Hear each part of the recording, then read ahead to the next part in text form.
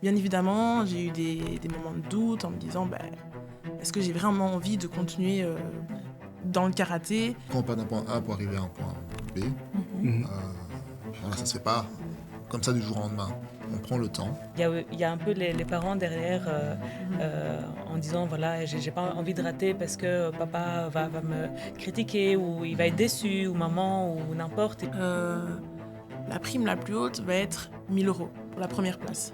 Ouais. Il y a quelques années, je regardais un peu est-ce que ma soeur, est-ce que tout va bien. Là, maintenant, aujourd'hui, je ne me fais plus de soucis pour elle. Ça va tout droit, on a un objectif, c'est entre guillemets abattre l'ennemi.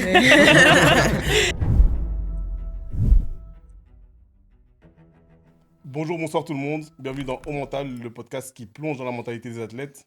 Aujourd'hui, nous ne sommes pas avec un, mais avec deux athlètes, un frère et une sœur, qui représentent bien la mentalité dans laquelle nous voulons plonger. Plusieurs fois championne de Belgique, championne d'Europe, plusieurs trophées, plusieurs médailles, une fierté pour la Belgique. Je suis avec Jonathan Moulolo et Ophélie Moulolo. Comment vous allez? Très bien, merci. Et merci de nous recevoir. Merci à vous d'être venus. Ouais. C'est vraiment un réel plaisir de vous entendre. Et je suis aussi avec notre psychologue préféré, notre psychologue qui comprend tous nos athlètes, Myriam Joseph. Comment tu vas? Ça va très bien, merci. Et toi, comment tu vas? J'attendais la question, j'attendais, je vous avoue, je m'attendais. Je vais très bien aussi. C'est vraiment un plaisir de vous avoir aujourd'hui et de pouvoir faire ce podcast avec vous. Comme je vous l'ai dit la dernière fois, j'avais votre nom sur la liste depuis, et c'est vrai, c'est vraiment vrai. Et quand tu m'as envoyé le message, je me suis dit, tiens, je vais sauter sur l'occasion pour les inviter, parce que je voulais vraiment avoir cette conversation. Vous avez un parcours qui est très, très intéressant. Alors, au-delà de vos trophées, au-delà de votre renommée, vous avez énormément à raconter, notamment sur l'identité qui s'est forgée via vos expériences de vie, notamment le karaté, puisque c'est la discipline dans laquelle vous évoluez. Tu évoluais car tu es retraité, mais on va y venir. Et justement, pour engranger sur ce sujet-là, je sais que voilà, votre papa, qui est aussi un ancien champion du monde du karaté, vous a vraiment transmis cette discipline et cette envie, cette passion. Moi, je voulais revenir là-dessus parce que finalement, quand on commence comme ça un sport qui a été transmis par nos parents, qui sont peut-être les modèles, comment on fait la différence entre j'ai choisi ce sport et j'ai grandi dedans? Alors moi, de mon côté, je n'ai pas ressenti le côté où on me force à faire du karaté. Justement, tout au contraire, j'avais mon modèle qui était mon papa, notre papa du coup. Je me souviens que voilà, quand j'étais tout petit, il me montrait beaucoup de vidéos de ses combats, de ses anciennes compétitions. Et moi, je trouvais ça génial. Je trouvais ça, waouh, c'était spectaculaire. Et je n'avais qu'une envie, c'était de faire comme lui. Et je parle de ça, j'avais 3-4 ans. Hein. Du coup, ben voilà, lui, il donnait déjà des cours de karaté à ce moment-là, en parallèle des compétitions qu'il continuait à faire. En fait, je veux dire, naturellement, j'ai été amené à la maison à essayer d'imiter ce qu'il faisait. Je me souviens même qu'il m'avait acheté un punching ball dans lequel je pouvais apprendre à donner des coups de poing. Je pense que je commençais à apprendre à donner des coups de pied, mais je pense que je restais assez sage vis-à-vis de ça. Euh, mais voilà, naturellement, donc j'ai commencé à la maison et de fil en aiguille, ben, j'ai commencé à m'entraîner au sein du club qu'il a fondé, hein, de Simba Team. Euh, Là, je pense que j'avais quoi, 5 ans, enfin 4 ans et demi, 5 ans, où j'ai commencé à m'entraîner sérieusement. Mhm. Ouais, comme je disais, ben, je ne me suis jamais senti forcé, j'y allais toujours par plaisir. Après, évidemment, quand on est enfant, on a envie de toucher un peu à tout. Hein. On a un âge où voilà, on veut découvrir le monde. Mais voilà, j'avais déjà ma petite préférence pour le karaté. Euh, Cela ne m'a pas empêché sur le côté de découvrir d'autres sports, parce que j'ai aussi fait beaucoup de stages à la ville de Namur, euh, des stages multisports où j'ai vraiment pu découvrir un très grand nombre de disciplines. Euh, mais voilà, ça me permettait de plus facilement revenir vers le karaté et puis de fil en aiguille commencer la compétition et de me perfectionner là-dedans. Donc ça c'est un peu pour mes débuts, pour me voir. Et moi, un peu comme Jonathan, j'ai commencé très très jeune. J'ai commencé aussi à l'âge de 5 ans. Ouais. 5 ans. Et en fait, à cet âge-là, on réfléchit pas. On est sur, voilà, on fait. On voit son père qui le fait, on voit son frère qui le fait. Donc, en fait, dans sa tête, c'est tout simplement naturel, c'est tracé. Et en fait, voilà, au fur et à mesure, on est en fait sur une voie, un chemin tout tracé et on suit sans vraiment se poser des questions. Et puis, bon, bien évidemment, en grandissant, là, on commence un peu à se poser des questions. Est-ce que je suis vraiment faite pour ce sport? Est-ce que j'ai envie de découvrir d'autres choses? Et j'ai aussi touché un peu à d'autres sports, notamment la natation, la danse. Et voilà, ça m'a permis de découvrir aussi d'autres choses, de m'épanouir dans d'autres choses. Et puis, plus on grandit, plus on veut se focaliser sur des objectifs, un sport. Voilà, là, j'ai dû commencer à restreindre. Donc, j'ai tout doucement retiré la natation, la danse, pour me focaliser vraiment sur le karaté. Et puis, là, en fait, c'est... Pour moi, ça a toujours été en fait naturel. J'ai été lancée et puis voilà. Bien évidemment, j'ai eu des moments de doute en me disant est-ce que j'ai vraiment envie de continuer dans le karaté, etc. Je pense que dans beaucoup de parcours sportifs, ça n'a jamais été une ligne droite pour tout le monde, sans hésitation, sans doute. Mais malgré toutes ces petites hésitations, au final, je me suis toujours dit, c'est dans ça que je m'épanouis et voilà, que j'ai envie d'évoluer, persévérer. Et donc, voilà, voilà où j'en suis aujourd'hui. Ouais. C'est vraiment intéressant parce que tu as parlé de la Simba Team, donc ça, je vais revenir dessus après. Mais ce que tu as dit, ça m'intéresse beaucoup parce que tu as parlé du naturel et du chemin tout tracé.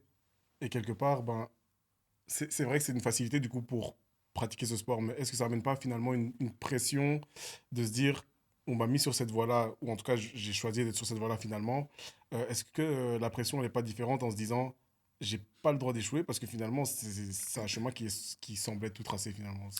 Comment tu l'as vécu, comment vous l'avez vécu finalement, ce côté un peu naturel des choses? Il y a eu quand même une petite pression dans le sens où par exemple mon père a beaucoup investi dans le sport, en nous.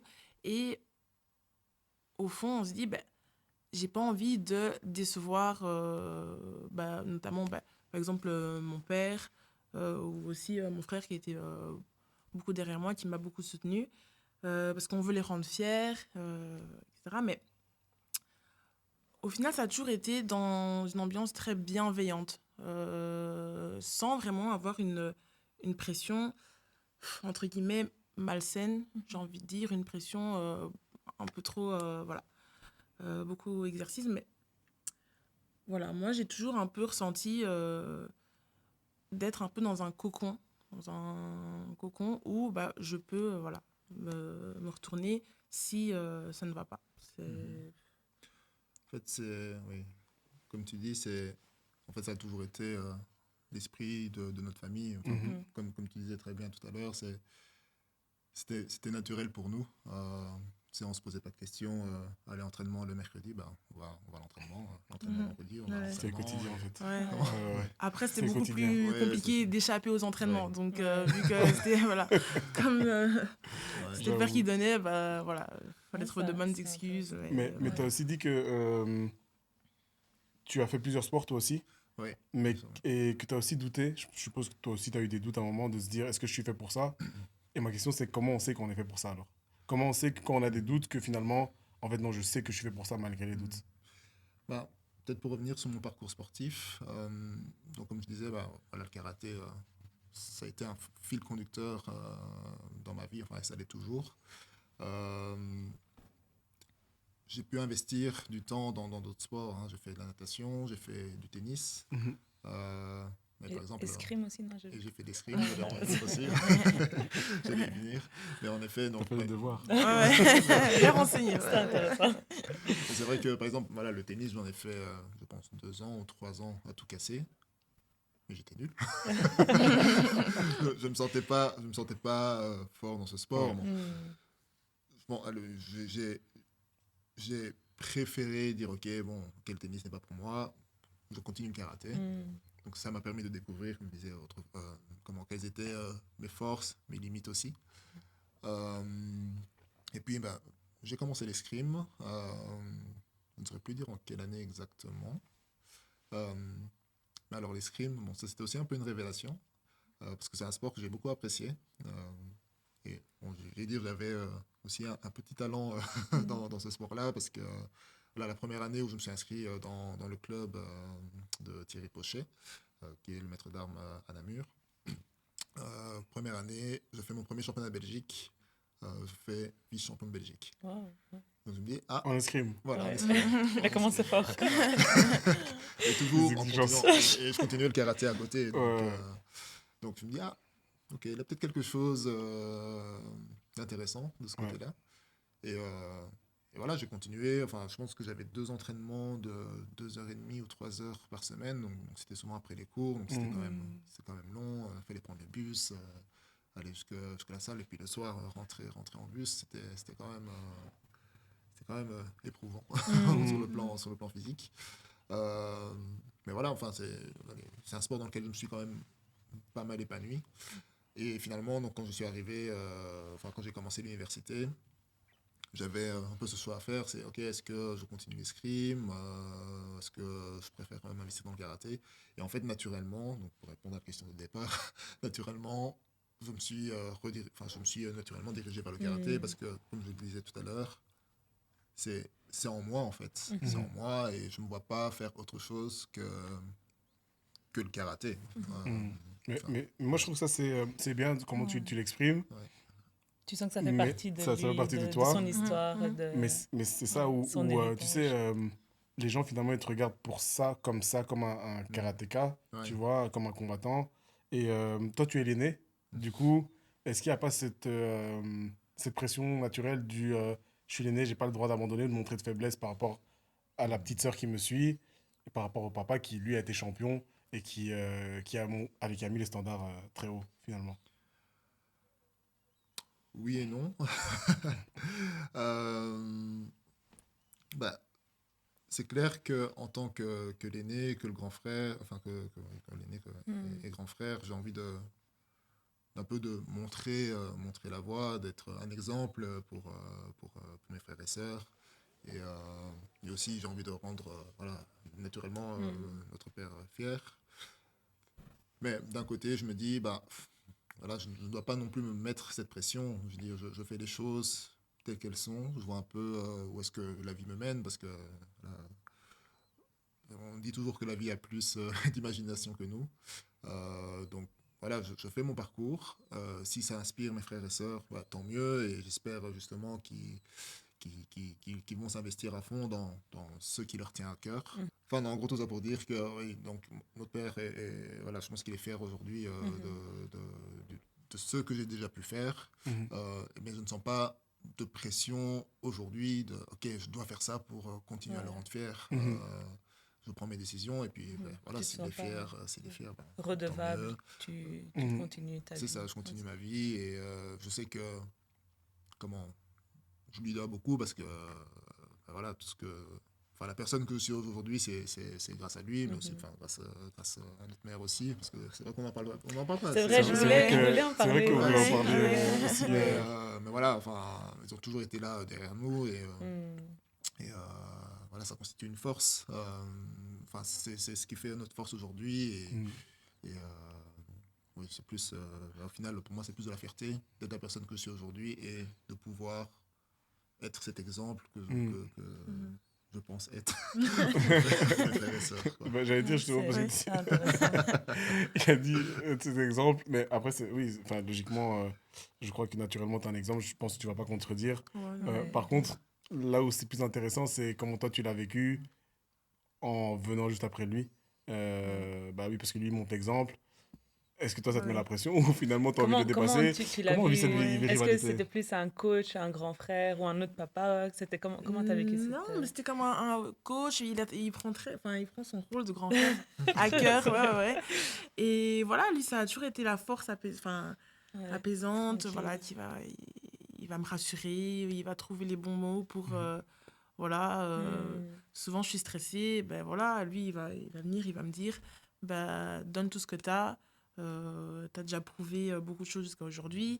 Voilà, continue sur cette lancée. Fais-le pour toi-même. Enfin, voilà, c'est vraiment le grand frère, quoi. C'est vraiment le grand frère. Et bien évidemment, il y a ce fond, on a envie d'être à la hauteur, faire aussi bien, voilà, pour rendre fier. Mais voilà, ça reste quand même un parcours personnel où voilà, je me donne à fond. Et advienne que pourra, mais je suis très reconnaissante de tout ce qu'il m'a apporté, que ce soit chaque membre en fait de ma famille, parce que voilà, on parle beaucoup de mon père, mais aussi de ma mère, voilà, il y a mon grand frère. Et j'aimerais aussi poser la question, du coup, c'est vrai qu'on parle du papa, et vous êtes là 2 devant nous, mais vous êtes 5 enfants, si je ne me trompe pas. Comment ça se passe une journée normale dans la vie quotidienne, en dehors du sport, comment ça se passe? Et puis, votre maman, quelle place elle a dans tout ça? On voit le papa qui est un peu le coach, le papa, celui qui dirige beaucoup. Mais du côté de la maman, comment ça se passe? Quel rôle elle a, elle, dans votre carrière? Elle a le rôle de la maman. Voilà. C'est la tendresse, voilà. C'est l'empathie. Exactement. Voilà. C'est l'école aussi. Qui va assurer. L'école. Ouais, l'école. Ça a été beaucoup l'école avant le sport. Voilà. Donc, il y a les quand même... régulatrices, en fait. Ouais, voilà. Elle vient mettre un peu d'équilibre. Ouais, exactement. Ok. Et donc, voilà, elle aime bien remettre les pieds sur terre,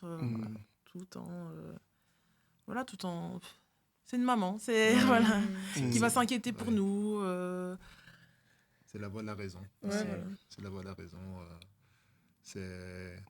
Voilà, on peut dire, en tant que père, elle s'investit à fond pour ses enfants. Et voilà, elle s'assure qu'on ne manque de rien. Enfin, c'est la personne rassurante, apaisante, à qui on pouvait aussi se confier. Parfois, quand on n'est pas d'accord avec papa, on se retourne. On va vers maman. Voilà, mais ça, c'est un peu, je veux dire, propre aux différentes familles. Mais ouais, non, on voit vraiment tout ça dans son rôle. Et c'est vraiment la femme qui est dans l'ombre, quoi, parce qu'on ne la met jamais en avant. Mais très discrète. elle joue un rôle extrêmement important dans les personnes qu'on est aujourd'hui. Voilà, salut, quand elle va entendre ça comme ça. Ça dira son rôle dans l'ombre. Mais c'est vrai qu'il faut toujours une personne dans l'ombre qui, comme je dis, c'est régulatrice. Parce que souvent, on peut avoir très vite la tête dans les nuages par rapport à une réussite. Et je reviens là-dessus parce que quand on parle au téléphone l'autre jour, vous disiez qu'à Kinshasa, au Congo, vous avez découvert que finalement, il y a des gens qui vous suivaient et qui vous soutenaient dans ce que vous faites. Et quelque part, est-ce que ça rajoute de la pression? Est-ce que vous n'avez pas eu la peur à partir de ce moment-là ou même avant de décevoir la famille par rapport à ce que votre père avait déjà fait en fait et tout ce qu'il avait investi en vous? Comment vous le vivez ce regard de la famille sur votre parcours en fait? Au début, c'était un peu une source de pression. Donc je me disais, il y a des regards, il y a des gens qui nous suivent au loin, il ne faut pas les décevoir, etc. Mais au final, j'ai appris à transformer, entre guillemets, cette pression en force, en me disant, en fait, au final, voilà, c'est une force. Et j'ai envie de me rendre fière moi-même et de rendre fière, du coup, tous ces gens qui nous suivent, qui nous supportent. Et voilà. Donc, voilà, pour moi, c'était mon ressenti personnel. Jonathan, je ne sais pas si tu as ressenti la même chose ou pas. C'est vrai que moi, je ne l'ai jamais ressenti comme une forme de pression. C'était en effet plus une force qu'autre chose de savoir qu'on était soutenu par de la famille qui est aussi loin. c'est vrai que je n'y ai jamais vraiment pensé, en fait, tout au long de mon parcours. Et c'est vrai qu'à un moment, surtout avec les réseaux sociaux qui sont devenus de plus en plus importants au fil des années, parce que je suis pas un dinosaure, mais... non, mais voilà, avec les réseaux sociaux qui sont devenus de plus en plus importants au fil des années, oui, on a commencé à avoir aussi plus de visibilité par rapport au sport qu'on pratique. Et d'un coup, voilà, on se dit, oui, en effet, on a ces personnes-là qui sont à la fois proches mais éloignées, qui voient notre parcours, qui savent ce que notre père a fait. Ils se disent peut-être, voilà, on s'attend à ce que les enfants fassent la même chose. Mais voilà, personnellement, je n'ai jamais ressenti comme une pression. C'était plus voilà, du soutien. Je sais qu'on nous suit et que voilà, nous on fait notre mieux. Et puis si ça marche, ça marche. Et si ça ne marche pas, c'est la vie. Quoi. Mais principalement, les gens expriment souvent leur soutien. Et donc, du coup, ça, c'est assez rassurant. C'est, voilà.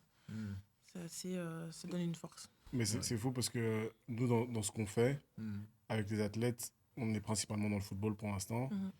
Et vous savez, il y a tout ce truc de projection du rêve, parfois souvent du papa, qui va mettre beaucoup de pression sur les enfants. Parfois, c'est inconscient et ça part d'une bonne intention. On voit souvent cette pression qui est par rapport à l'investissement des parents sur les enfants. Donc, sans le savoir, ils vont mettre de la pression et créer une dette fictive, hein, mais de la part des enfants, envers les enfants. Et les enfants vont vous dire, moi, je le fais aussi pour mes parents, en pensant que c'est bienveillant, finalement. Et donc, je vous regarde vous, mais je viens surtout à toi, parce que cette pression qu'eux, ils ressentent dans le football, j'ai l'impression que eux, enfin, vous deux, ça a été totalement différent. Et que votre papa, le fait aussi qu'il ait été champion, avait peut-être des attentes envers vous, mais plus de dépassement de soi, plutôt que d'être une nouvelle fois la fierté de la famille. Je sais pas si... Et nous, comment toi, tu gères ça avec les athlètes qui ont...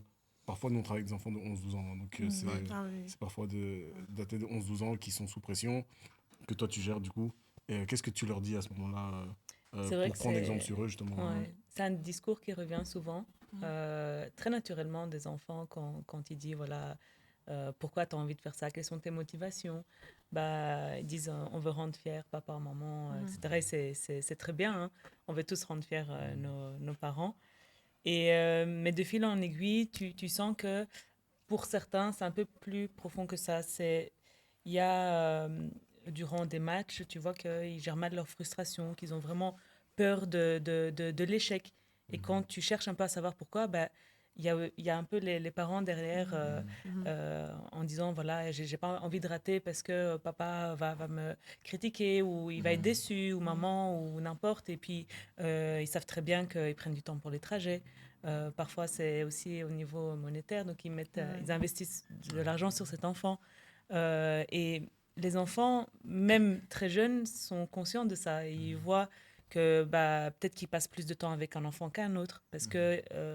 là, vous êtes tous des sportifs pour le coup, mais souvent, on voit un athlète dans la fratrie. Et du coup, tu vois que les parents passent un peu plus de temps ou mettent un peu plus, investissent plus dans cet enfant. Donc, c'est des attentes implicites ou des... je veux dire, ils ne le font pas exprès, hein, ça part d'une bonne intention, mais voilà, ils le ressentent de cette manière. Donc, c'est comment déconstruire ça aussi chez l'enfant. Et puis, en parler aussi avec les parents, dans leur façon de communiquer, dans leur discours. Parce que parfois, ils parlent aussi devant les enfants. Oui, moi, je prends le temps, j'ai fait ça pour cet enfant. Et j'ai pris du temps, j'aurais pu faire ça, mais j'ai pris du temps pour lui. Donc, ils attendent quelque chose de cet enfant aussi.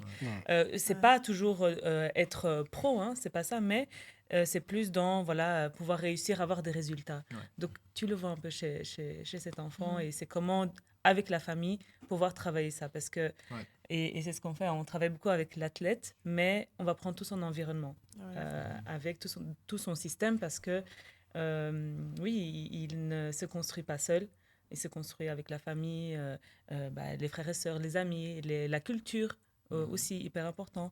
Les modèles, s'ils aiment, je ne sais pas, un joueur de foot, peut-être ils vont essayer de lui ressembler, comment il se compare. Donc tout ça, faut prendre tout ça en compte pour pouvoir accompagner l'enfant.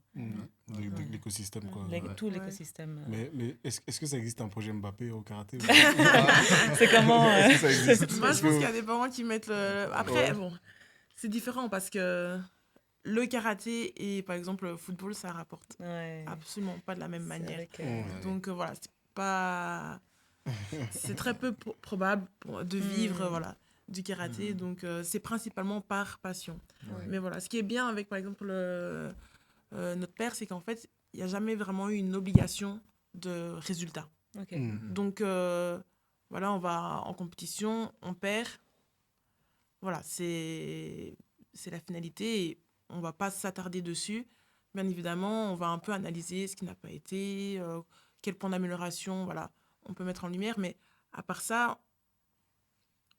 on ne nous a jamais fait ressentir redevable de tout l'investissement qui a été apporté juste avant ou voilà, nous blâmer de pourquoi ça n'a pas été, etc. Voilà, ça a toujours été d'une manière assez bienveillante et axée en fait sur l'amélioration. Voilà, toujours l'amélioration et... Est-ce que s'il n'y a pas d'obligation de résultat, est-ce que c'est pas plutôt une obligation de quelque part tout donner, de rien lâcher qu'on vous a transmis plutôt et parce qu'en fait, ici, tu as parlé de la Simba Team tout à l'heure. Donc maintenant, c'est aussi vous qui transmettez. Donc la Simba Team, c'est votre club de karaté, c'est comme ça qu'on dit? Un club de karaté. On appelle ça un club de karaté ou il y a un mot spécial? Non, club de karaté. Ok, très bien. Fondé par votre papa, qui a repris ça aussi de Kinshasa, si je me souviens bien, pour l'amener ici. Simba qui veut dire lion aussi. Donc c'est plutôt ancré dans votre mentalité. Maintenant, c'est vous qui transmettez. Comment on transmet quand on est quand on a été championne de Belgique, qu'on a été décoré, comment on transmet sans essayer de trop prendre trop de place et quelque part il faut montrer l'exemple mais sans que les athlètes à qui on transmet nous ressemblent forcément. Comment on transmet ça à votre petit frère par exemple qui est aussi derrière vous? Si, je vais peut-être prendre, voilà, comme je donne aussi fréquemment des cours maintenant. Moi, la manière avec laquelle j'essaie de transmettre, c'est vraiment de faire comprendre à chacun que chacun a ses forces, chacun a ses faiblesses, que, comme on disait, c'est pas grave de ne pas y arriver. C'est vraiment de montrer en fait que pour arriver à un point, enfin quand on part d'un point A pour arriver à un point B, voilà, ça se fait pas comme ça du jour au lendemain. On prend le temps. Il y a des choses qui vont marcher, il y a des choses qui ne vont pas marcher tout de suite. Qu'est-ce qui n'a pas marché? On identifie ça, on travaille sur ça pour la prochaine fois. Ok, la prochaine fois tu le fais mieux. Donc c'est vraiment toujours de garder en fait cette vision à long terme et de faire prendre conscience que voilà, tout ne se fait pas en un claquement de doigts du jour au lendemain, comme je disais. Donc c'est vraiment d'essayer d'inculquer cette vision à long terme, mais toujours sans se mettre de pression. Vraiment ce côté, ok, c'est pas grave, enfin, ça marche pas maintenant, c'est pas grave. Et on continue et on s'améliore ensemble. On avance comme ça, main dans la main, pour essayer d'atteindre au maximum les objectifs que vous fixez. Donc voilà, ça c'est un peu la philosophie que j'adopte, tout en mettant également en avant voilà, ma passion pour la chose, dire, voilà, moi je le vis comme ça, essaie de le vivre aussi, enfin essaie de le ressentir en toi. Ça doit pas tout le temps être mécanique. On t'apprend à donner un coup de poing, c'est bien. Nous, comme on fait pas mal, donc, parce qu'au karaté, on a les katas et les combats. Tu peux expliquer ce que c'est? Donc les combats, donc les katas. Les katas, c'est, si je peux dire ça très simplement, c'est des chorégraphies techniques. Donc dans le karaté, il y en a, en fonction des écoles de style, il y a un certain nombre de katas qu'on apprend pour pouvoir passer des grades, mais également en compétition. Mais bon, donc nous, on n'était pas des compétiteurs en kata, nous, on était des compétiteurs en kumité. Donc c'est comme ça qu'on appelle la partie combat. Là, le but va être de marquer des points face à son adversaire pour essayer d'emporter la victoire. Voilà. Et après, ça c'est peut-être encore un détail que je pourrais donner après, mais Il y a des combats en karaté traditionnel et il y a des combats en karaté sportif. Ça, je pourrais revenir sur la nuance après. Mais voilà, le système est différent, la façon de marquer des points est différente. Mais là, on essaie de sentir justement la flamme en nous. Après, en kata aussi, on doit aussi sentir cette flamme parce que le kata, c'est un combat imaginaire en fait. C'est très technique, c'est les techniciens en fait. Voilà. C'est carré, c'est très carré. Mais c'est des trucs appris à l'avance. C'est appris à l'avance. C'est moins intuitif, c'est ça que tu veux dire. C'est moins intuitif, mais comme c'est un combat imaginaire, en fait, il faut quand même vivre son kata. Il faut vraiment se dire, ok, quand je fais mon kata, ça paraît vrai en fait. Voilà, chaque technique, c'est pour marquer un ippon en fait. Pour finir avec l'adversaire ou la personne qui m'agresse, quoi. Parce que même dans les katas, en fait, il y a des applications de kata. Et donc là, en fait, on va retrouver en fait l'enchaînement de kata, mais sous forme de combat.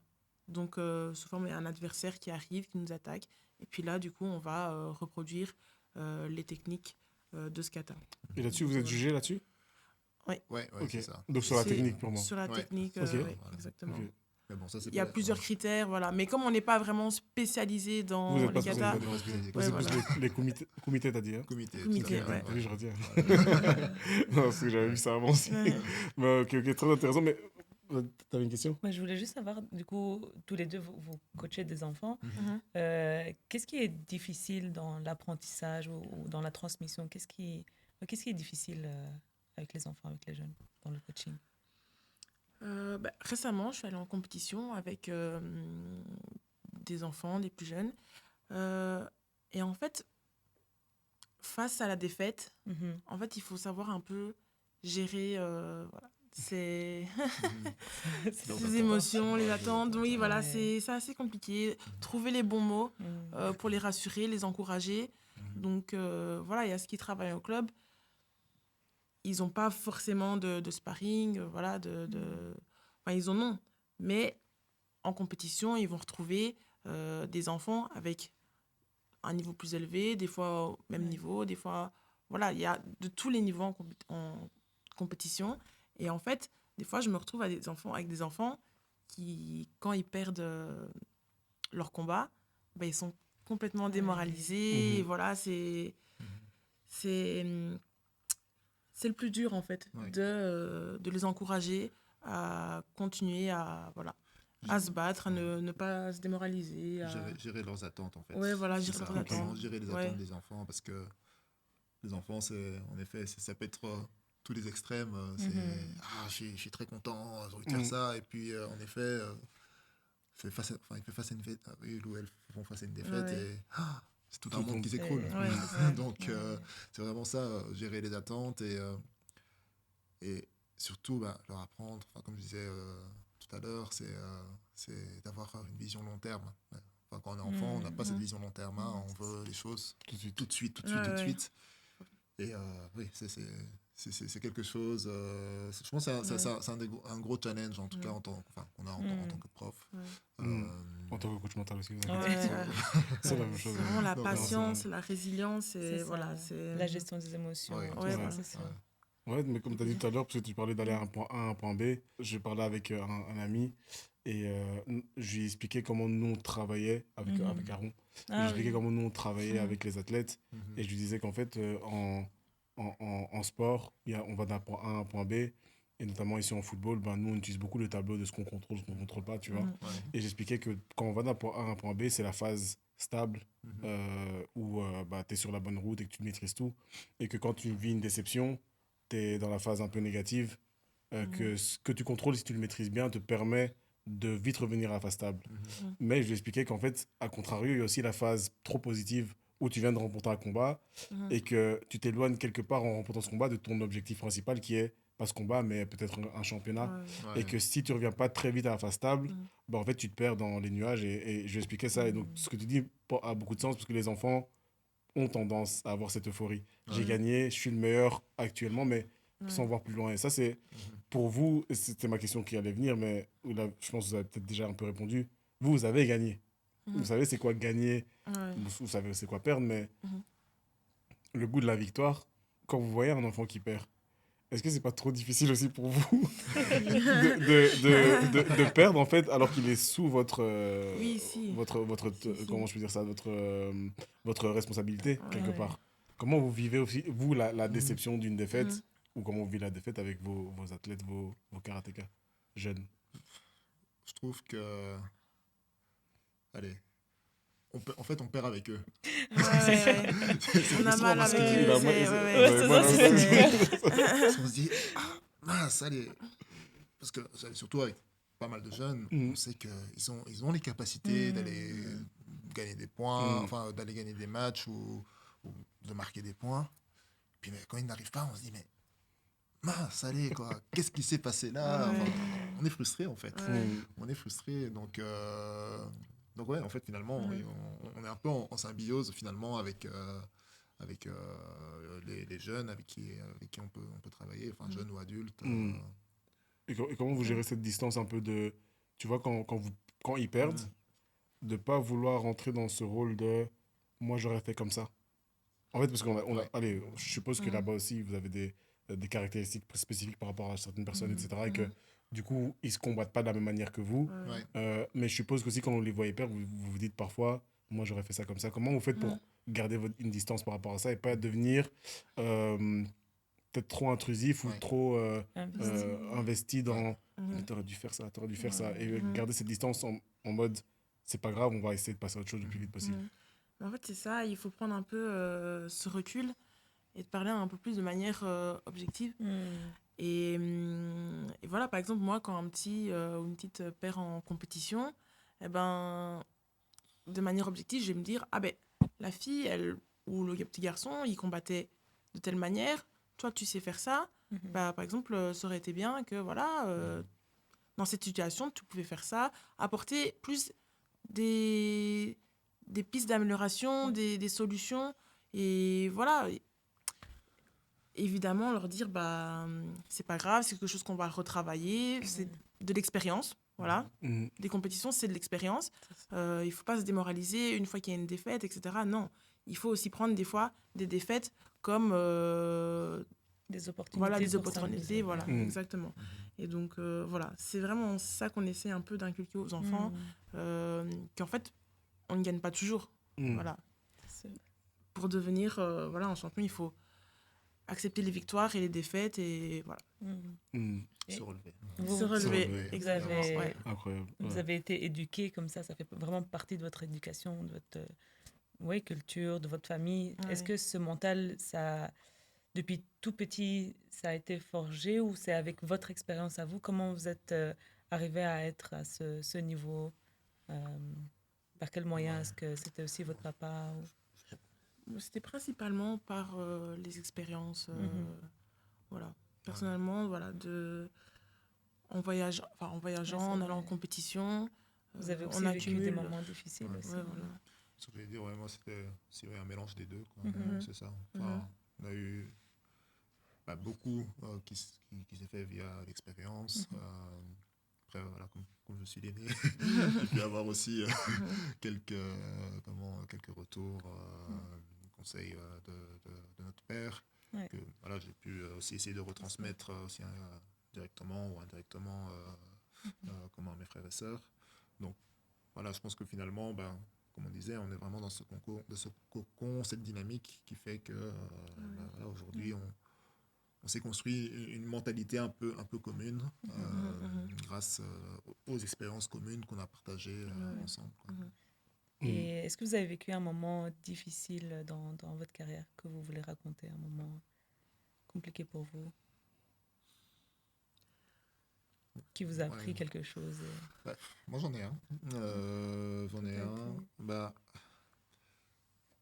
En gros, donc, le karaté... donc le karaté sportif était aux Jeux Olympiques à Tokyo en 2021.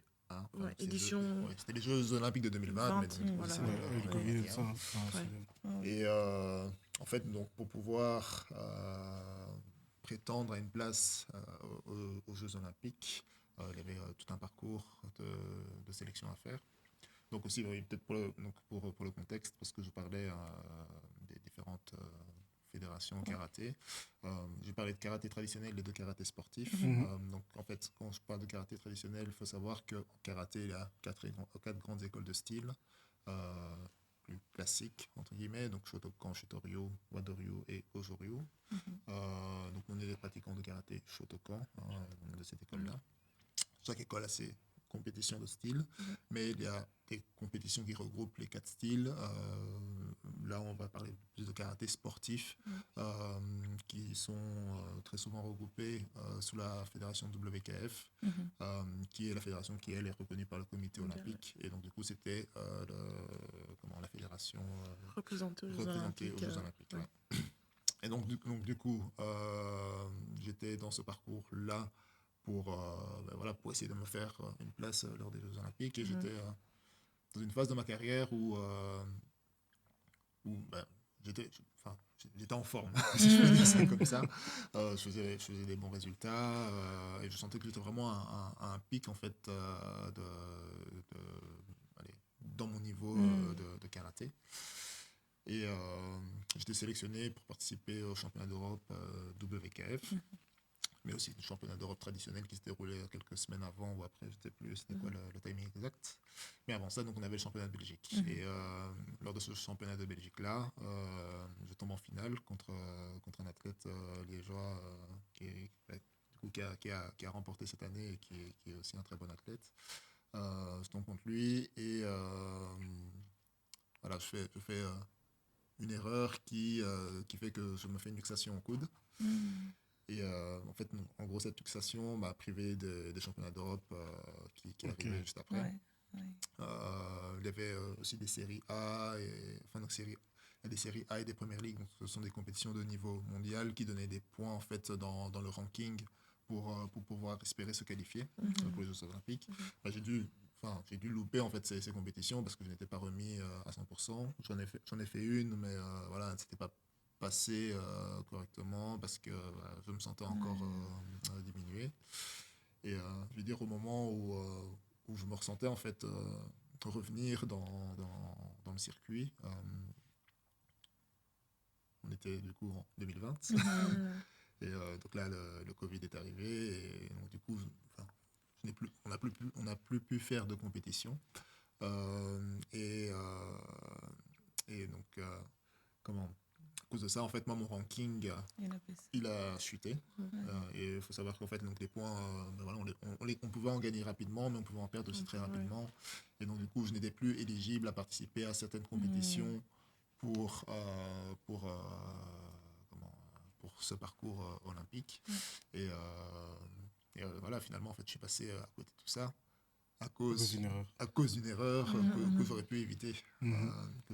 Donc, je pense que c'est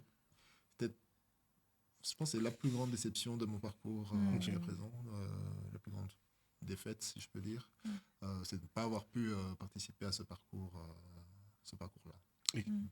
Et comment tu reviens de ça Parce que une erreur qui te fait enchaîner plusieurs petites déceptions qui ont créé une grande... Comment tu reviens de ça en faisant en sorte que tu ne reviennes pas trop vite non plus? Je prends le temps. J'ai pris le temps. Forcé ou... Non, j'ai pris le temps. Okay. Mon but, c'était de revenir le plus rapidement en forme possible. Donc voilà, j'ai suivi la kiné, j'ai essayé d'un peu me bousculer pour essayer de revenir en piste le plus rapidement possible.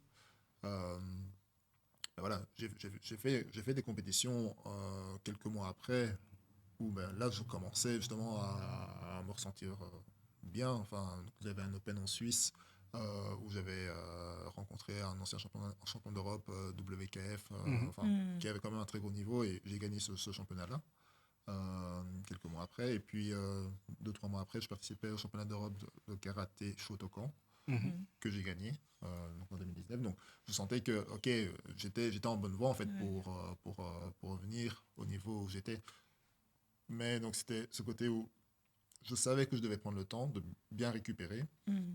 Mais d'un autre côté, je savais que je ne devais pas trop tarder pour ne pas laisser passer plus d'opportunités en fait. Après, voilà, encore une fois, fois, le Covid est venu interrompre cet élan-là. Mais je veux dire, malgré la déception, je me disais, ok, bah voilà, c'était peut-être écrit dans mon destin. C'est que ça devait se dérouler comme ça. Je mets cet épisode derrière moi et j'avance. J'avance et je verrai qu'est-ce qui va arriver. Et bah, Ophélie, elle était encore en lice. Donc, je veux dire que ma déception, finalement, se transformait plus en excitation pour ma sœur qui elle faisait toutes les compétitions et comment a pu gagner en prestance au fil de ces années-là. Donc ouais. Mais moi, à ce moment-là, du coup, j'ai aussi fait le parcours olympique. Mais à ce moment-là, je pense que je manquais encore de maturité. Et quand je dis maturité, c'est au niveau de mon karaté, au niveau de la scène internationale, en fait. Voilà, je manquais un peu de cette, entre guillemets, maturité, de cette expérience. Et voilà, en fait, ce qui est frustrant, c'est que le karaté n'a pas été repris pour les Jeux Olympiques des éditions suivantes, en fait. Et donc, je me suis toujours dit, et si le karaté était présent à la prochaine édition, donc c'était à du coup, Paris, peut-être que voilà, à ce moment-là, j'aurais pu être prête et participer, être qualifiée à faire les Jeux Olympiques. Mais voilà, à ce moment-là, je rentrais dans le parcours, je faisais des compétitions, mais j'avais encore du mal à trouver mes marques parce que j'ai débuté vraiment avec les grosses compétitions internationales, les premières ligues, comme on les appelle. Et voilà, j'étais face à des compétitrices beaucoup plus expérimentées, qui étaient dans le circuit depuis beaucoup plus longtemps. Et puis voilà, moi j'arrivais avec la petite dégaine. Donc voilà, c'était un peu frustrant et ça l'est toujours en fait, du fait que de se dire on n'a pas l'opportunité, parce que je pense que c'est un peu l'objectif en fait de tout sportif et sportive d'accéder en fait aux Jeux Olympiques. On a des échéances comme les championnats du monde, les championnats d'Europe, ce qui est déjà être sélectionné, c'est déjà formidable et de faire un résultat encore plus. Mais voilà, il y a vraiment cette étape au-dessus qui est vraiment les Jeux Olympiques et de se dire en fait qu'on est privé de ça. Voilà, ça reste quand même un peu frustrant. Mais est-ce que, toi, tu as parlé des blessures, tu as aussi parlé de cette réalité du fait qu'il y a un peu un truc inaccessible. Et quand on était au téléphone, on parlait aussi de comment vous êtes soutenu par votre pays par rapport à tout ce que vous faites, parce que vous avez quand même ramené des médailles, etc. Et quelque part, tu me parles de ta blessure, donc moi, je pense directement au fait que tu as vu un kiné. Toi, tu parles de ta préparation aussi. Tu parles des Jeux Olympiques. Moi, je pense directement au fait que tu aurais pu prendre l'avion. Ça, c'est peut-être moins de subtil que si on était footballeur. Par exemple, un kiné, dans les clubs, c'est facile. Et donc, tu disais au téléphone que pour être soutenu, il faut déjà être au sommet. Alors que ça aurait dû être le contraire. Là où, comme je te disais dans le foot, avant d'être au sommet, on est déjà très bien soutenu. Et toi, tu disais du coup que ça restait un loisir. Comment, en fait, vous gardez les ambitions de réussir alors que quelque part, on ne vous remet pas la monnaie de votre pièce quand vous faites autant d'efforts pour être le porte-étendard d'un sport en Belgique, en fait, qui devient finalement une fierté dans l'Europe et dans le monde entier. Ça, je pense, ça vient un peu de ce qu'on disait, ça vient un peu de notre motivation intrinsèque. On a envie de donner le meilleur de nous-mêmes, peu importe, ce qu'on reçoit ou quoi. Donc nous, on veut faire de notre mieux. On veut, on veut pouvoir se dire un jour, ok, on est fier de ce qu'on a fait. On n'attend pas spécialement de recevoir une récompense pour ce qu'on a accompli. Évidemment, c'est toujours c'est toujours un honneur d'être récompensé, d'avoir une mise en avant, d'avoir une reconnaissance, c'était le terme que je cherchais. Mais voilà, on ne le fait pas principalement pour ça. Donc voilà, maintenant, si le financier suivait, ça aurait été évidemment encore mieux. En fait, ça enlève un poids Des épaules, c'est ça. J'imagine. Mais oui, en fait, il faut vraiment, pour arriver à être au moins pris en charge par la fédération, c'est un investissement déjà personnel. Bon, là, notamment, du coup, c'était notre père qui finance les voyages parce que les compétitions, en fait, elles se font un peu aux quatre coins du monde. On a fait des compétitions, on a dû aller au Chili, au Japon, voilà, au Canada. C'était un peu partout dans le monde, mais pour ça, il faut financer. C'est un sacré investissement. Et puis voilà, quand on arrive, quand on fait des résultats, là, on peut se dire, on est pris en charge par la fédération, donc ça enlève déjà un poids des épaules. Mais après, on ne cherche pas forcément à en vivre parce qu'on sait que par derrière, c'est pas un sport qui rapporte autant d'argent que le football, le tennis, le basket, voilà, les grands sports médiatisés. C'est complètement différent. Si je prends l'exemple d'une prime pour la plus haute compétition, donc les premières ligues, on les appelle les premières ligues, c'est vraiment des grosses compétitions qui reprennent le top 100 mondial. La prime la plus haute va être 1 000 € pour la première place. Wow. Ouais, 1 000 €. Et ça voilà, comparé à d'autres. Voilà. Voilà. 1 000 €. Pour les Serie A, donc niveau un peu en dessous, la prime de la première place va être, je pense, si je ne me trompe pas, 500 €. Mais ça rembourse même pas vos voyages. Ça rembourse pas, voilà. Tu peux même pas l'aller. Tu restes là-bas. Limite, tu rembourses tes frais d'inscription. Oui, voilà. Parce que les frais aussi, les frais d'inscription. Voilà, qu'ils augmentent. Ah oui. Et voilà. Mais c'est intéressant et c'est un peu injuste, mais c'est intéressant pour tout l'investissement que vous faites. Mais je trouve ça d'autant plus beau que ça reste vraiment, comme tu as dit, par pure passion, par motivation intrinsèque. C'est... j'allais... Tu voulais terminer? Non, c'est intéressant, mais c'est tellement... Je trouve ça compliqué pour les athlètes. C'est vrai que nous, on voit beaucoup de footeux, mais pour un athlète qui veut vraiment s'investir dans son sport, qui passe beaucoup de temps déjà dans ce sport, mais qui doit trouver aussi un financement dans ça. Donc, il se dit, je dois travailler, donc il prend aussi du temps dans le travail. Mais pour travailler, faut étudier. Donc, parfois, on étudie, puis on travaille à côté parce que, job d'étudiant, études, sport. Et finalement, toute ta vie, c'est ça. Limite, on respire plus. Comment vous faites pour équilibrer l'aspect... je sais que vous avez fait des études, du coup, vous travaillez aussi à côté. Extra-sportif et sportif. Comment vous trouvez cet équilibre dans votre vie?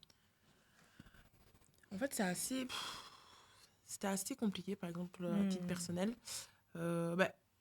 Pendant les études, personnellement, j'ai eu la chance d'être dans un établissement qui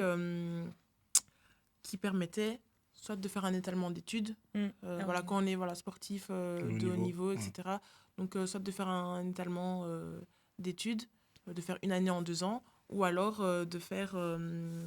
de déplacer les examens, de reporter l'examen. Donc, les périodes où j'étais, par exemple, en compétition, je pouvais reporter mes examens quand je revenais.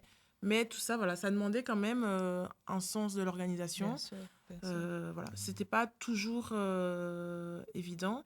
Et puis après, quand on rentre dans le monde du travail, donc là, c'est encore une autre étape, c'est encore autre chose. Par exemple, Jonathan, je pense qu'il a eu la chance d'être dans une entreprise qui lui permettait de continuer, de poursuivre sa carrière, de faire des déplacements à l'étranger pour ses compétitions. Mais je sais que c'est pas le cas partout. Et on voit beaucoup, en fait, d'athlètes qui vont, en fait, stopper le sport, soit en entrée d'études supérieures, ou alors quand ils entament la vie active avec un travail. Donc, combiner tout ça, c'est vraiment pas évident. Faut vraiment trouver les bons... Est-ce que ça a été difficile d'entrer dans le monde du travail? Pas en termes de... Quelque part, je pense que tu t'es préparé à ça, ou vous êtes préparé à ça avec les études, mais plutôt en termes d'exigence et de mentalité. Je veux dire, vous êtes habitué à être compétitif, à gagner, en tout cas à faire tout pour gagner. Et puis, tu es dans un milieu où nous, on l'a vu beaucoup avec certaines personnes avec qui on a déjà discuté. Tu rentres dans un milieu où le strict minimum est suffisant. Et quelque part, tu n'es pas habitué à ça. Comment vous avez vécu ça, le fait que la personne à côté de vous n'a peut-être pas la même mentalité, la même exigence, même organisation, même standard de réussite, en fait. Comment vous avez vécu ça? Si vous avez senti une différence, ça peut-être pas. C'est ça. C'est vrai que... allez, moi ici, je suis passé par des grandes entreprises, pardon. Et on sait très bien qu'en fait, dans une équipe, il va y avoir de tout. Il y aura des personnes qui vont se donner un peu plus que d'autres qui vont se donner un peu moins que d'autres. Voilà. On sait qu'il y a différents profils, différents types de travailleurs. Mais au final, on sait que si on a un objectif à atteindre, on va faire en sorte que les choses fonctionnent pour atteindre cet objectif. Et ça, c'est aussi quelque chose qu'on a pu je vais dire apprendre, mais on a pu apprendre grâce au karaté. C'est tu as cet objectif-là, qu'est-ce que tu fais? Travaille pour essayer de l'atteindre. Essaie de mettre les moyens en place, essaie de créer ton réseau, essaie de... Voilà. Fais ce qu'il faut que ça marche. Mais voilà, justement, je rigole à cause de ça parce que la manière dont tu l'expliques, pour toi, c'est tellement évident. Le problème, chercher la solution jusqu'au bout, tu vois. Donc, il y a un problème. Mais c'est ma question, justement. Est-ce que vous avez eu des problèmes par rapport aux autres personnes qui n'étaient pas comme vous? Moi, je pose la question parce que moi, j'ai eu ce décalage-là. Quand j'ai arrêté le foot, rentrer dans un milieu où il faut travailler. Normalement, là, je suis indépendant, donc c'est pas la même chose, mais je travaille aussi à l'Union Saint-Gilloise et quelque part, t'as pas toujours la même mentalité. Et là où moi, je suis très perfectionniste dans ce que je fais, je me rends compte que parfois, ça ne suit pas derrière et ça peut me frustrer. Ça pouvait me frustrer. Maintenant, ça va, je suis calme par rapport à ça, mais ça pouvait me frustrer. Et donc, toi, tu as parlé de travail d'équipe. Je pense que tu as fait des travaux en équipe. Est-ce que vous avez ressenti parfois ce décalage entre mais moi, je veux aller jusqu'au bout, mais je sens qu'il y a des freins ou que si je vais trop vite, en fait, ça ne va pas suivre derrière? Personnellement, non, dans le sens où en fait j'ai travaillé dans des milieux. Ma première expérience, du coup, c'était en France, dans un club sportif, où là, en fait, j'étais entourée de personnes dans le haut niveau. Donc, voilà, on était un peu dans le même état d'esprit, vers la même lancée. Et puis là, maintenant où je travaille, on est principalement aussi des sportifs et sportives, voilà, dans chacun son domaine. Et on suit un peu tous la même voie. Et donc, je me suis trouvée entourée en fait de personnes similaires à moi, avec les mêmes, les mêmes objectifs, les mêmes exigences. Donc voilà, je me dirige plus vers Joe, qui lui a été dans des plus grosses boîtes. C'est vrai que je ne suis pas resté dans le milieu sportif, moi, pour le travail. Je suis plus pour faire simple, je suis dans l'IT. Bon, je vulgarise ça, mais j'ai eu de la chance d'être dans des entreprises où il y a toujours aussi une recherche de l'excellence et où, en fait, tout le monde essaye de se bousculer pour, comme je disais, atteindre un certain objectif. Mais voilà, je n'ai jamais été vraiment frustré. Même si dans l'équipe, par exemple, il y a une personne qui en fait moins ou quoi, j'essaie de prendre du recul par rapport à ça. Je me dis, elle a peut-être ses raisons. Peut-être que elle a peut-être trop à faire sur le côté. Elle a peut-être pas motivée. Je pars du principe en fait qu'à partir du moment où on est à un endroit, on a chacun nos motivations, on a nos convictions, on a tout ça en fait qui drive en fait ce qu'on fait. Donc je vais pas en vouloir à telle personne de ne pas s'impliquer à fond parce qu'elle n'a pas envie.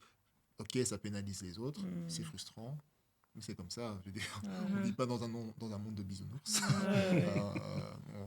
Il y a tellement de diversité, variété au niveau des personnalités, des caractères. On sait qu'on doit faire avec, on doit composer avec ça. Beaucoup de tolérance. Beaucoup de tolérance. On voit au karaté, on travaille. Mais ça c'est aussi marrant, même quand quand on commence le karaté, quand on est jeune, il suffit de regarder les enfants. Hein. On voit, il y en a qui sont ultra concentrés, ultra perfectionnistes, qui se donnent à fond. Et puis, il y a ceux qui jouent, qui courent dans tous les sens et qui n'en ont rien à faire. Oui, enfin, voilà. On est différents. Il faut, voilà, si moi, je suis perfectionniste et que je veux avancer, je vais mettre en chose les choses qu'il faut pour moi avancer. Donc un voilà. rapport individuel, en fait. Okay. Donc voilà, c'est toujours d'avoir ce recul-là, en tout cas. Par rapport à... Mais dans ce que tu dis, on ressent vraiment que votre karaté... c'est faux de dire ça comme ça parce que c'est devenu une expression en fait de mon karaté, mais c'est devenu quelque part votre identité, mais pas seulement, c'est-à-dire que ça, même dans ce que vous faites, il y a beaucoup de valeurs que vous retirez de ça pour l'appliquer, notamment dans la tolérance, dans l'empathie, dans le fait de... Ça reste un sport collectif, mais où il y a quand même une équipe, où quand l'un est devant, il faut tous réunir ses forces pour le soutenir, etc. Et c'est très, très intéressant.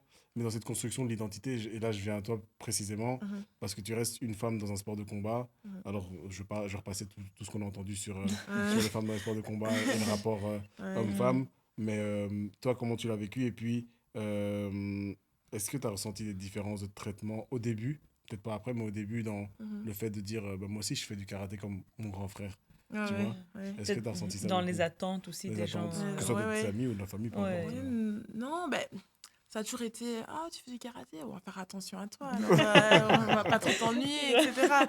Mais oui, non, j'ai jamais vraiment ressenti entre guillemets cette discrimination voilà, du fait que je sois une femme, qu'on me prenne un peu moins au sérieux, parce que je trouve qu'au karaté il y a quand même un peu cette parité homme-femme, même si on s'attend en fait à ce que tout ce qui est sport de combat, arts martiaux, voilà, il y a beaucoup une dominance au niveau... une dominance masculine, en fait. Au karaté, j'ai pas réellement senti, en fait, voilà, cette différence, ce creux. Il y a autant d'hommes que de femmes. Les équipements sont les mêmes, parce qu'on peut voir dans certains sports, voilà, ça peut être la même discipline, des tenues différentes. Au niveau du temps de combat, ça va rester le même. Il y a autant de visibilité, on donne autant d'importance, que ce soit pour hommes-femmes. Et voilà, les primes aussi vont rester les mêmes. Okay. Voilà. Donc, même si elles sont moindres, elles vont rester les mêmes. Qu'on regarde par exemple au tennis. Chez les hommes, plus ça. Voilà. Et tu as parlé des tenues aussi, chez les hommes, le tennis, c'est différent. Hommes-femmes. Là, on a un kimono, gants, protection, voilà. On a exactement la même chose. Et voilà, même à l'entraînement, on va travailler, filles, garçons, ensemble.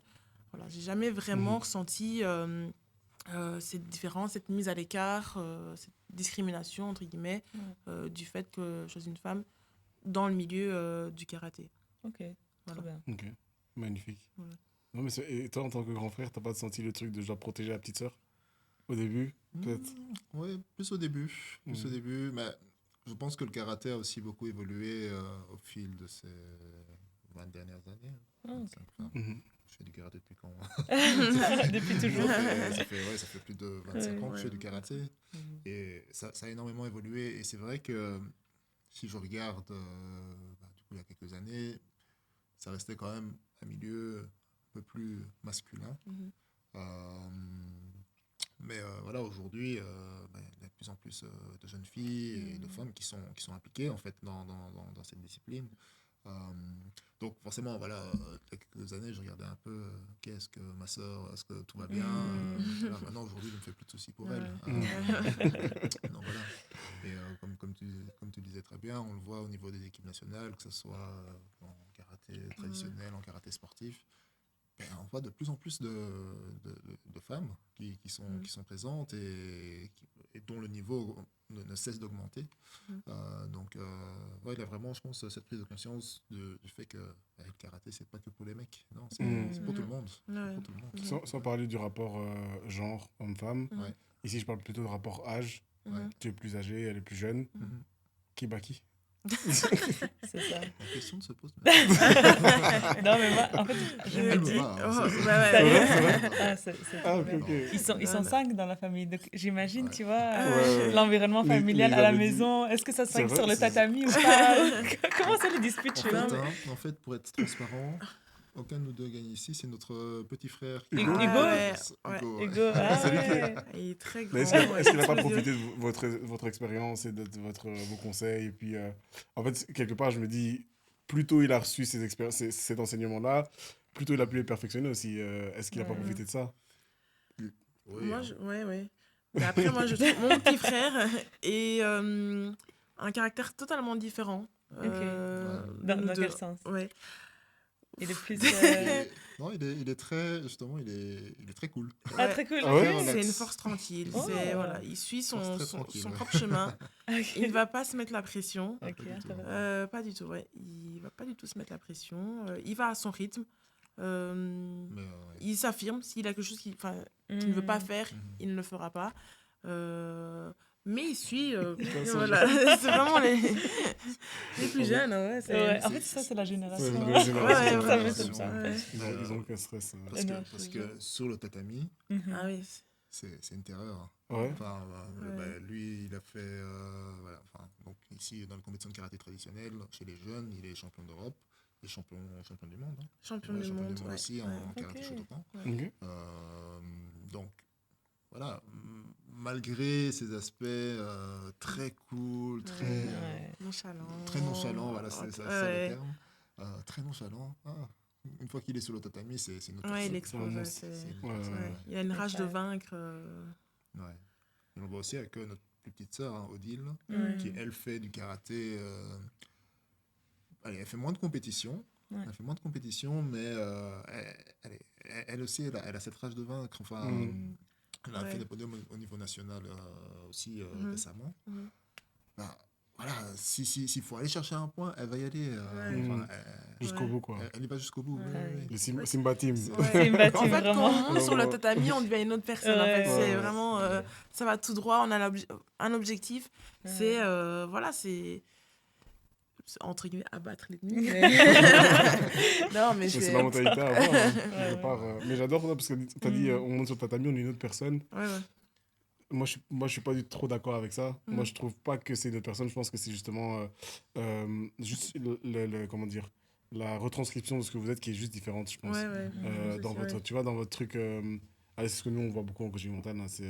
T'as des, on sait sentir.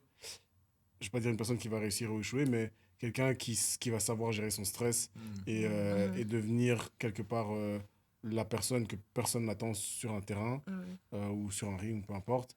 Et puis on voit d'autres où vraiment en dehors, tu sais déjà déceler que ouf, là il y aura un problème. Et ça peut être ça peut être simple. Mais, par exemple, je pense que c'est il y a 10 jours, je pense, il y a une personne qui vient au cabinet, et c'était un nouveau venu, donc c'est la première fois qu'il venait. Et il joue au foot. Il a 15 ans. Et quand je lui ouvre la porte, il reste devant, il ne rentre pas. Tant que je lui ai pas dit qu'il pouvait rentrer.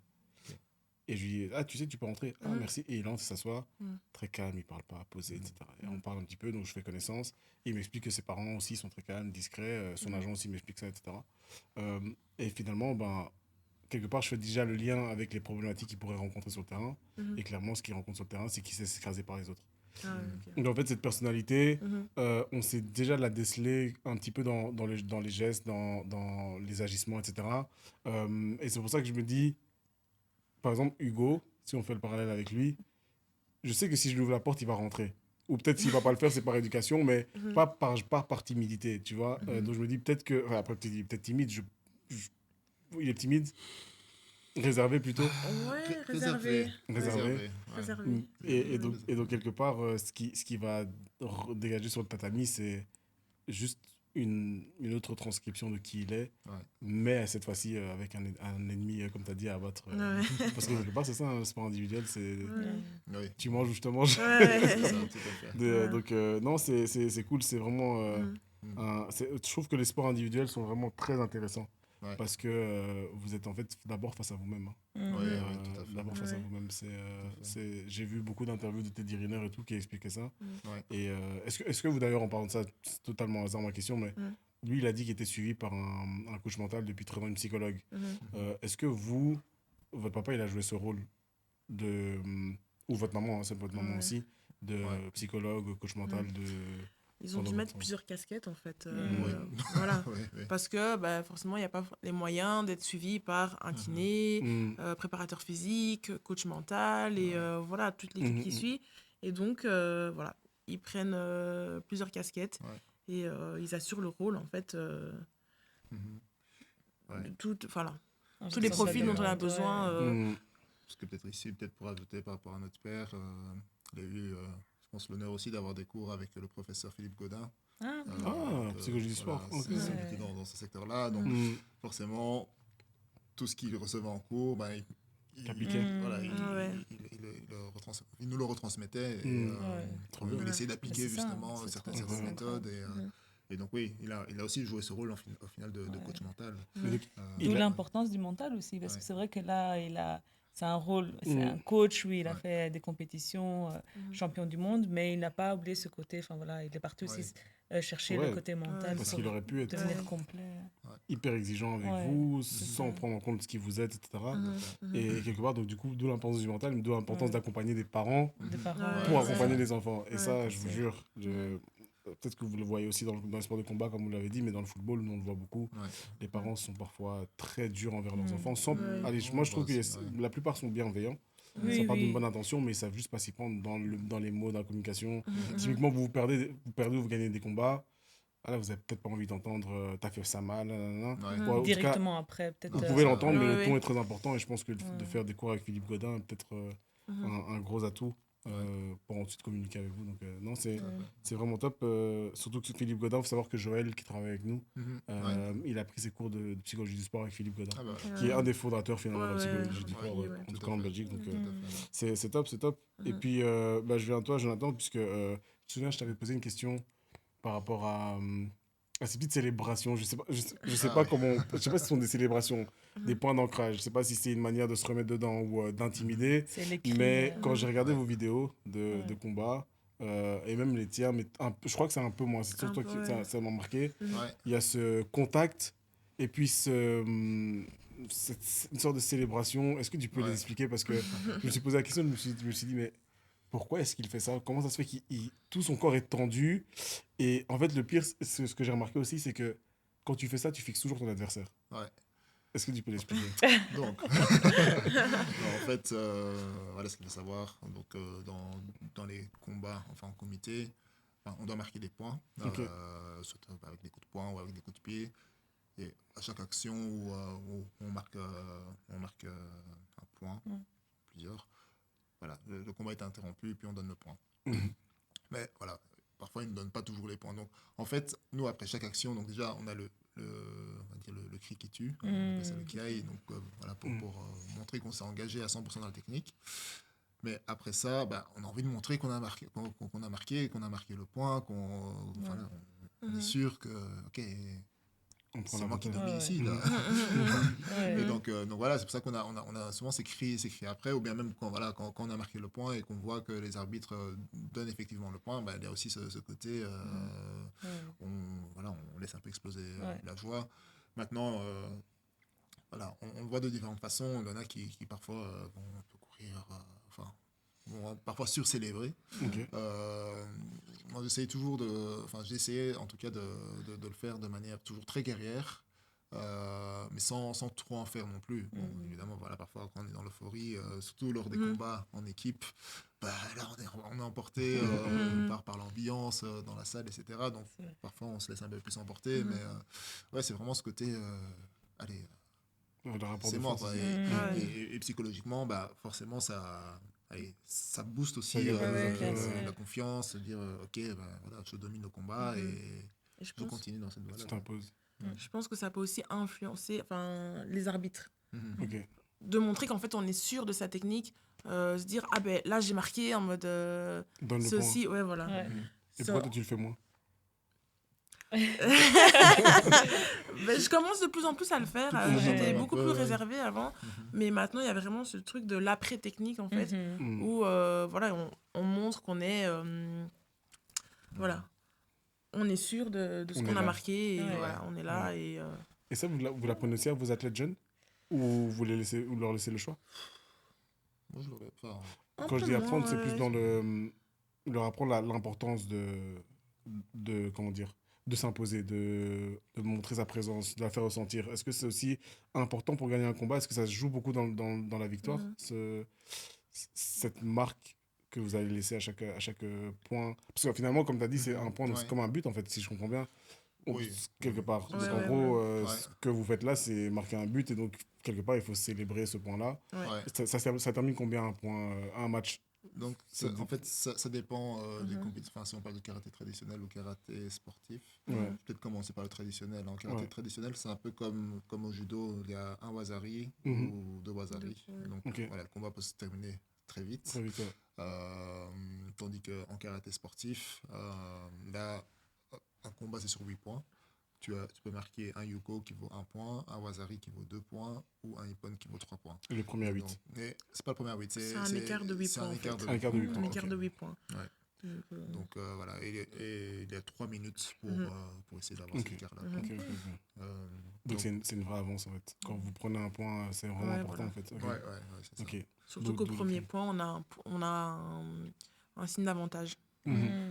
Qui, en cas d'égalité, par exemple, au même score, 1-1, si j'ai mon point, j'ai marqué le premier point et que j'ai mon signe d'avantage, c'est moi qui remporte le combat. Donc, chaque point, en fait, a son importance. Très bien. Et maintenant, toi, tu es à la retraite. Tu l'as annoncé comme ça. Tu lui donnes sa canne aussi. Retraité et fier. Et puis tu es devenu papa aussi, donc il y a un peu plus d'un an, enfin presque un an. Comment on arrête? Est-ce qu'on se prépare d'abord mentalement ou c'est du jour au lendemain? Ça t'a fait mal, ça t'a pas fait mal? Comment t'as arrêté? Comment tu t'es détaché de... Je précise qu'il a 32 ans, 31 ans, 32 ans. Voilà, très très jeune. Ça fait 2 ans que tu as arrêté. Une décision que... Ça va faire 2 ans. C'est une décision que tu as prise. Mais c'est une décision que j'ai prise. Je m'y suis préparé. En fait, déjà en 2023, je savais que 2024... ça allait être ma dernière année. Je voulais arrêter en fait au championnat du monde de karaté traditionnel qui se déroulait au Japon. Parce que d'une part, ça faisait 15 ans que j'étais en équipe nationale. Enfin, j'ai fait les 2 équipes nationales de karaté traditionnel et karaté sportif. Donc voilà, j'avais fait un peu le tour des différentes compétitions, et du monde aussi par la même occasion. Et voilà, je pensais que c'était aussi le bon moment pour me poser un peu plus, prendre du temps en famille, fonder une famille ici en l'occurrence, et aussi commencer à transmettre aux plus jeunes. Donc c'est vraiment une année où je me suis dit ok, c'est ma dernière année, j'ai envie de terminer sur une note assez haute. Donc c'est vraiment une année où j'ai vraiment investi à fond dans ma préparation physique. Donc là j'ai travaillé avec un préparateur physique, ce que je ne faisais pas très souvent en fait auparavant, mais donc là j'étais à fond avec ça. Fais attention à mon alimentation. Enfin voilà, j'ai vraiment fait une année où j'étais fortement investi. Et puis mon dernier combat c'était c'était en quart de finale, donc je combattais en fait pour une place sur le podium contre un japonais au Japon que j'ai malheureusement perdu. Donc je finis 5e du championnat, mais c'était émouvant en fait de se dire ok, maintenant tout est fini, c'est fini la compétition. Donc c'était un peu difficile parce que je m'y suis préparé en avance, mais sur le moment même de se dire ok, là c'était la dernière, c'était quelque chose quoi. Et je pense que malgré tout ça, j'ai quand même su prendre un certain recul et me dire ok, c'était la dernière, maintenant ok, c'est bon quoi, je n'y retourne pas pour le moment. Maintenant ma première priorité, c'est ma famille, c'est mon fils. Et voilà, là, j'ai aucun regret justement d'avoir stoppé ma carrière à ce moment-là, quoi. Franchement, c'est magnifique parce que tu le racontes vraiment de manière naturelle. Et puis, je sens quand même un peu. Voilà, pas la blessure qui va s'ouvrir, mais je sens que voilà, tu as quand même pris un peu de temps. On parle de retraité, t'inquiète. Je te comprends. Mais qu'est-ce que tu dirais à ta sœur le jour où elle doit prendre sa retraite qu'est-ce que tu lui conseillerais de faire? Parce que finalement, ton identité sportive, elle change un peu. Tu es plus combattant, tu transmets. Tu donnes quel conseil à quelqu'un qui va vivre ce que toi tu vas vivre, qu'il soit plus jeune ou à ton âge ou un peu plus âgé? De préparer la suite. Je pense que parce que c'est ça qui est aussi compliqué, c'est qu'une fois qu'on arrête la compétition, je disais oui, j'ai pas eu de regrets ou quoi que ce soit, mais on sent quand même un vide en fait. Parce que voilà, tu fais ça toute ta vie, tu te prépares pour certains objectifs, etc. Et puis du jour au lendemain, tu n'as plus ça. C'est pas évident. Donc, j'ai envie de dire, voilà, essayer de préparer le plus tôt possible la suite. Ça passe par des études, se trouver une passion. Voilà, ça peut passer par plein de choses. Puis voilà, essayer pas d'arrêter du jour au lendemain sur un coup de tête. C'est toujours, voilà, pense à là où tu en es dans ta carrière. Pense à ce que tu as fait. Pense à ce que tu peux encore faire ou ce que tu veux encore faire. Parce que je pense que la volonté, là, c'est super important. Pense à ce que tu veux encore faire et voilà, essaye de terminer à un moment où tu vas dire ok, là c'est bon, je peux en finir là, quoi. Après évidemment, voilà, parfois il y a des accidents de parcours, des blessures ou quoi qui peuvent arriver et qui peuvent on peut mettre un frein je veux dire à tout ça, mais voilà, si c'est planifié en tout cas, voilà, essaye vraiment de penser à la suite et te demander comment est-ce que j'ai envie de terminer sur une note positive en tout cas. Ouais. Ophélie, est-ce que tu entends J'entends très très bien. Non, c'est top, c'est top. C'est top. Mais qu'est-ce que tu... Mais toi, pour un peu clôturer aussi l'épisode qui était magnifique, le karaté vous a appris quoi pour la vie? T'as appris quoi pour la vie toutes ces années où tu as combattu et tu as essayé de te dépasser? Qu'est-ce que tu gardes et qu'est-ce que tu utilises encore tous les jours? Principalement, ça m'a beaucoup apporté de la confiance en moi. Donc, je pense que le sport, voilà, notamment dans les arts martiaux, en fait, voilà, on apprend à se dépasser et avoir confiance en soi, en ses capacités. Et voilà, c'est principalement ça que ça m'a apporté. Aussi beaucoup d'humilité. Et voilà, une gestion du stress, une organisation. Voilà. C'est en fait vraiment le sport, c'est un peu une école de vie en fait. C'est ce qui forge la personne et j'en suis très reconnaissante et voilà. Et qu'est-ce que tu dirais à quelqu'un qui a peur de se lancer ou comme toi a traversé le doute de est-ce que je suis fait ou je suis pas fait pour ça? Qu'est-ce que tu dirais comme conseil? Moi, mon conseil, c'est principalement de faire quelque chose qui anime la personne, quelque chose qui plaît. Si en fait on se sent forcé, c'est que pour moi c'est pas la voie à suivre. En fait, il faut retrouver une motivation interne, voilà, et atteindre des objectifs qu'on se fixe. Voilà. Bon, j'ai pas trop d'inspi sur ça, mais non, c'est top, c'est top. Et toi, Jonathan, qu'est-ce que tu dirais à quelqu'un qui, comme toi, voilà, comme Ophélie aussi, a connu des doutes et tu as vécu des moments de blessure aussi, pour se relever et continuer d'être ambitieux? Moi, je dirais que ne regarde pas en arrière et continue d'avancer. Tout simplement. Magnifique. Magnifique. Qu'est-ce qu'on peut vous souhaiter pour la suite? La santé, ouais. C'est le plus important, ouais. La santé et voilà, je pense du bonheur. Et bon, Ophélie qui est encore active, je te dis beaucoup de succès aussi, évidemment. Merci, on vous le souhaite. On vous le souhaite en tout cas. Merci beaucoup. Amy, merci beaucoup pour cette à présentation. merci à vous. Frères et sœurs Moulolo, les karatékas, les champions.